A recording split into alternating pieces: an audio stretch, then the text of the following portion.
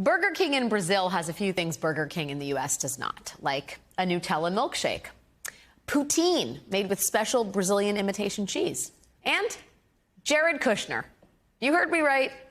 Today, the New York Times reported that Jared Kushner's investment fund is now a major investor in Burger King in Brazil.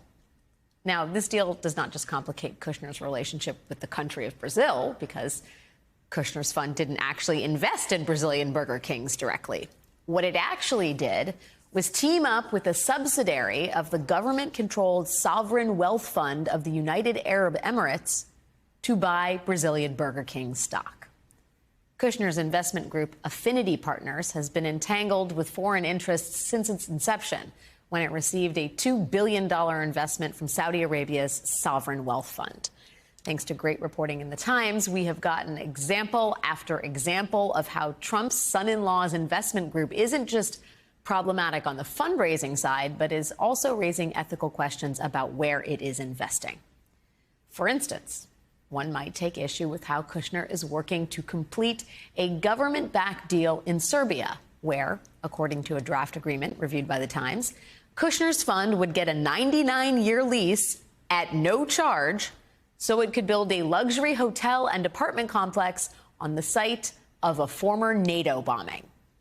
Or one might take issue with his investment group negotiating the lease of a government-owned island in Albania to build this luxury hotel.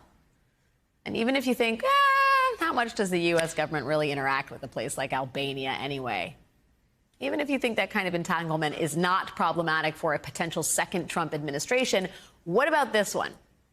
Kushner's fund also invested with a car leasing company in Israel. And Kushner's partner at that car leasing firm is a part owner of the Israeli Navy's only domestic builder of warships.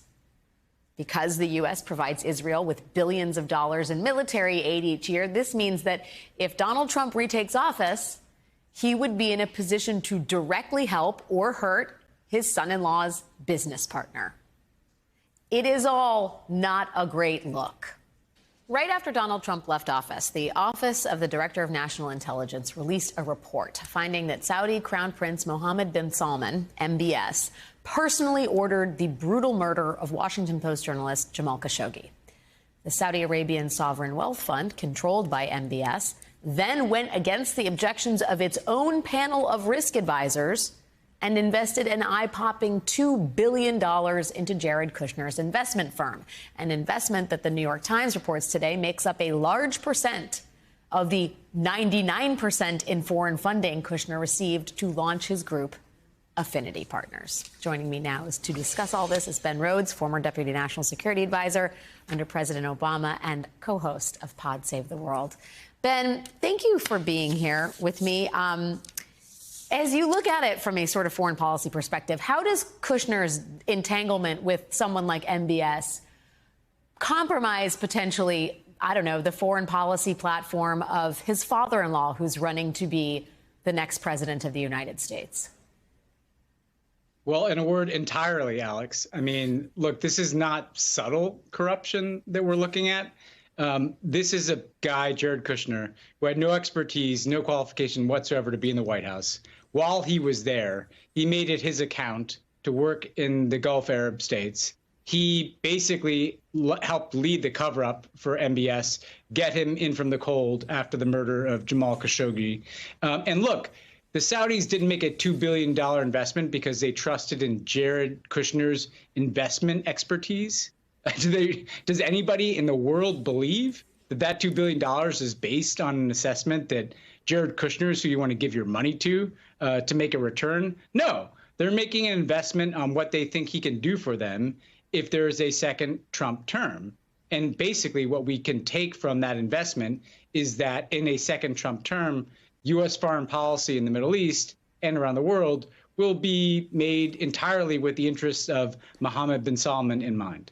Yeah, I do wonder, he's also taking money from the Qataris, who finance Hamas and have a sort of different role to play in the Middle Eastern conflict than, say, the Israeli investors, some of whom are in business with, in turn, the manufacturers of war machines, or at least the few war machines that are actually made in Israel.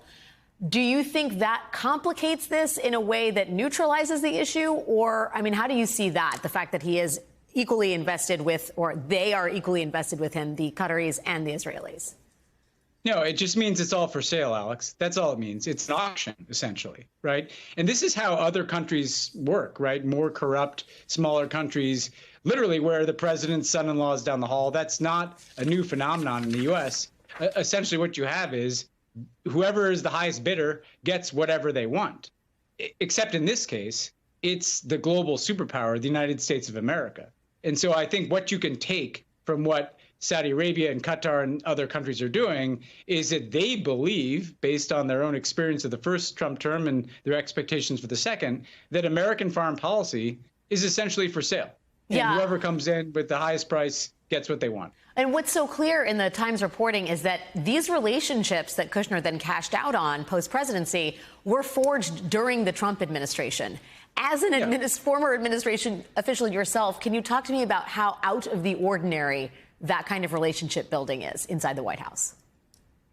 Well, I mean, you could tell at the time, Alex, what he was doing. I mean, he made it a point to work on these accounts, right? And look, what's very clear here is that Jared Kushner, he chose certain issues to work on when he was in the White House. He chose to work on issues in the Middle East, and he chose to work with the Gulf Arab states, knowing that the payout would be on the back end. And part of what's so grotesque here, which we should name, Alex, is that there's literally an impeachment inquiry going on now in search of a rationale that doesn't exist, that Hunter Biden somehow used his connection to his father to profit when Joe Biden was vice president, and they can't find any evidence for it. And here we have the president's son-in-law who worked in the White House, unlike Hunter Biden, who's collected $2 billion on the back end of his service. Now he's got his father-in-law running for president of the United States, right? This is not only unusual, this is unprecedented. This is just putting a price tag on American foreign policy. This is a level of corruption that we've just never seen.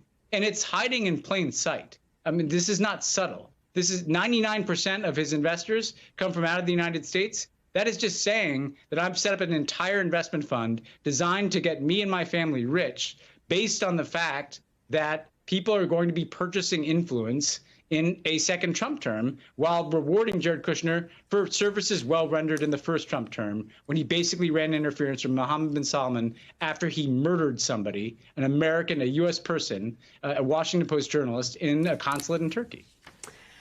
We're going to leave it there. To be continued. Jared Kushner not saying he's not going back into government service. Ben Rhodes, thank you, my friend, again for your time.